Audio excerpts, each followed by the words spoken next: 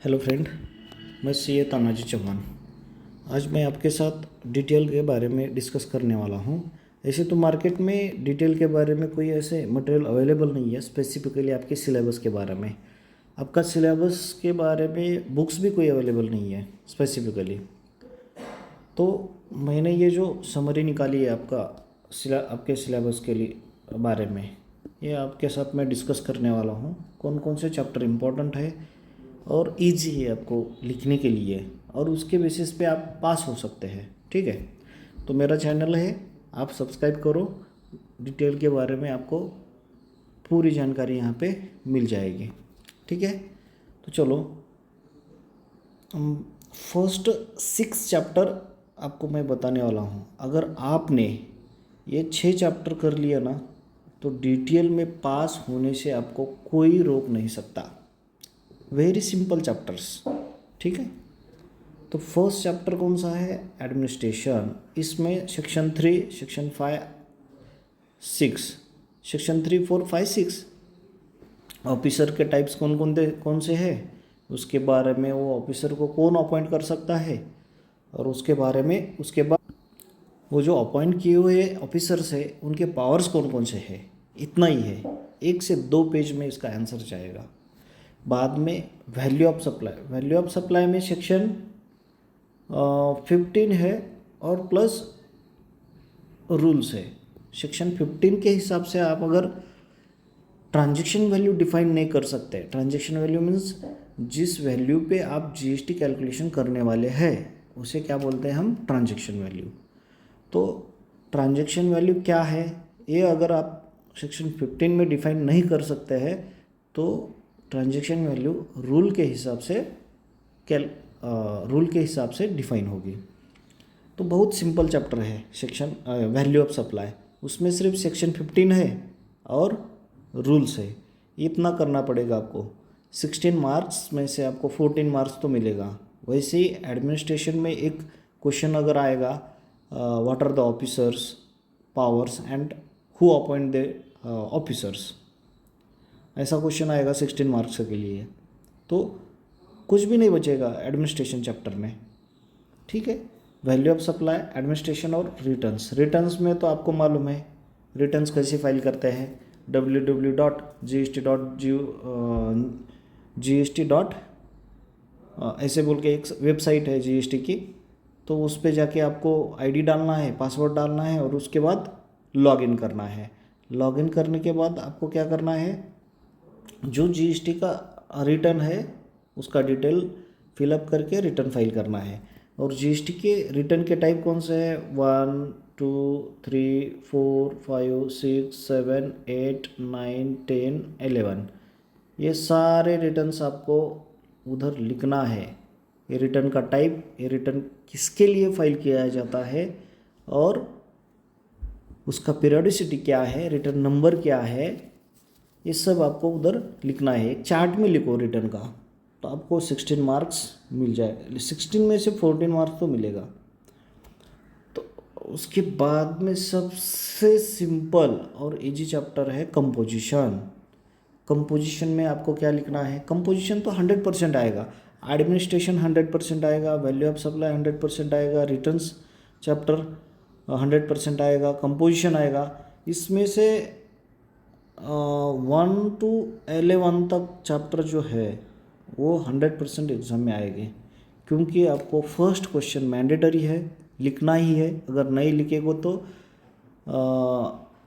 80 out of 80 में से अगर 16 माइनस किया हमने तो आउट ऑफ 64 मार्क्स आपको मिलेंगे। तो पहला क्वेश्चन आपको अटेंड करना ही है। नहीं किया तो क्या होगा? 64 में से आपको लेना है 40 मार्क मिनिमम। 50% का मार्किंग, पास होने के लिए 50% मार्किंग कंपलसरी है। ठीक है, तो कंपोजिशन के बारे में बोल रहे थे हम। तो कंपोजिशन जो चैप्टर है उसमें आपको ये कंपोजिशन कौन अवेल कर सकता है, टर्नओवर का क्राइटेरिया आपको डालना है उधर। उसके बाद में एलिजिबिलिटी डालना है, इनएलिजिबिलिटी डालना है, उसके बारे में रेट्स डालना है, जीएसटी के रेट कंपोजिशन स्कीम में। और जीएसटी रिटर्न कौन सा है, जीएसटी 4 फाइल करना पड़ता है, उसकी पीरियोडिसिटी बताना है आपको। और बाद में आईटीसी नॉर्मल में से कंपोजिशन, कंपोजिशन से नॉर्मल केस में अगर आप शिफ्ट होते तो आपका पास जो आईटीसी है उसकी ट्रीटमेंट कैसे है वो आपको लिखना है।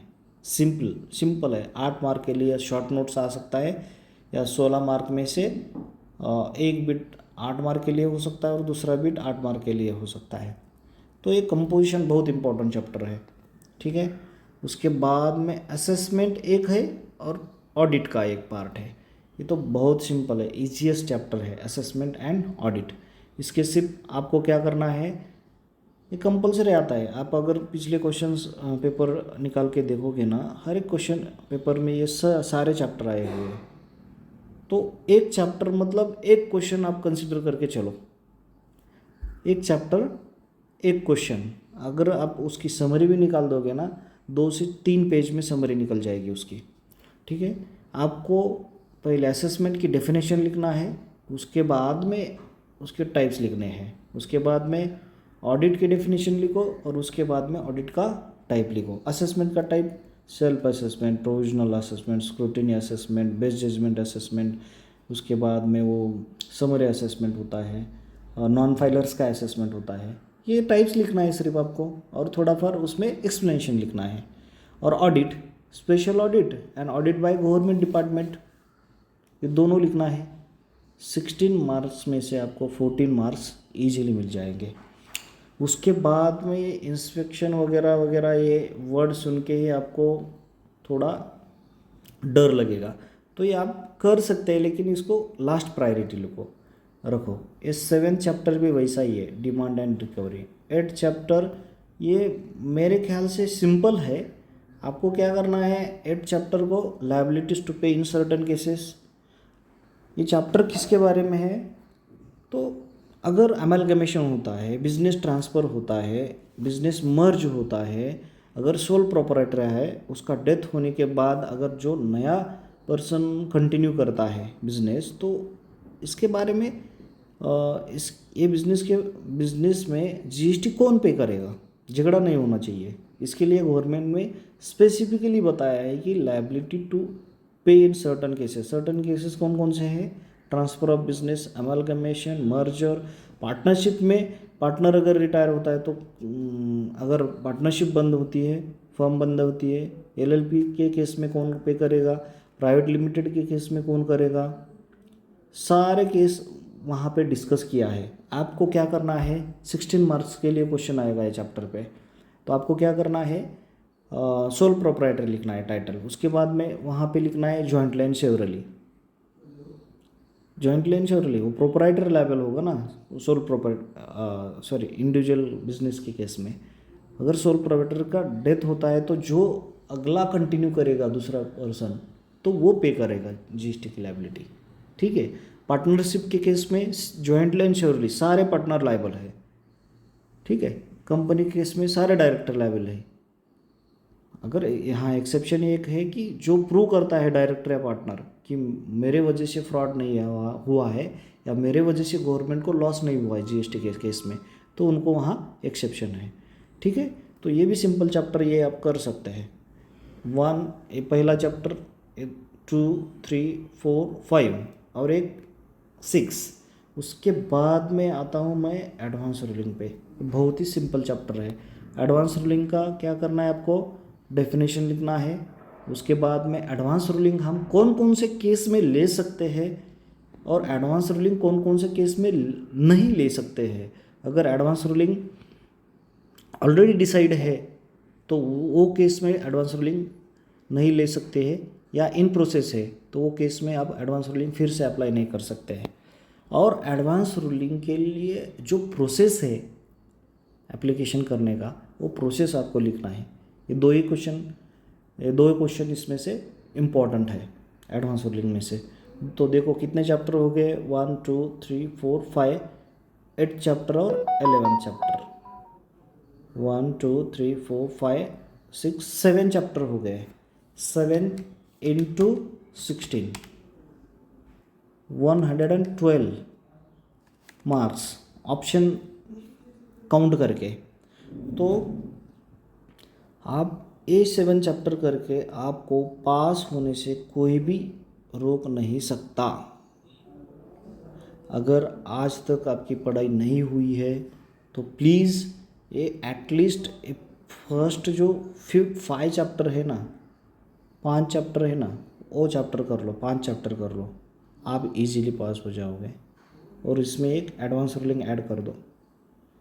अगर आपको अदर ये जो चैप्टर्स है वो डिफ़िकल्ट लगते हैं तो एटलीस्ट ये 5-6 चैप्टर जो मैंने बताए अभी डिस्कस किए आपके साथ, वो चैप्टर कर लो। अगर आपको किसी चैप्टर में डिफ़िकल्टीज़ है, अगर आपको लगता है कि मैं चैप्टर वाइज आपको मैं समझाऊँ अपने यूट्यूब चैनल पे, तो आप मुझे कमेंट करके बता सकते हैं कौन से पॉइंट पे आपको डिफ़िकल्टी आ रही है, कौन सा चैप्टर आपको समझ में नहीं आया है, तो मैं आपके लिए सेपरेट वीडियो बनाता हूँ। तो आज के लिए इतना ही। प्लीज़ चैनल सब्सक्राइब करो, शेयर करो और लाइक करो। Thank you.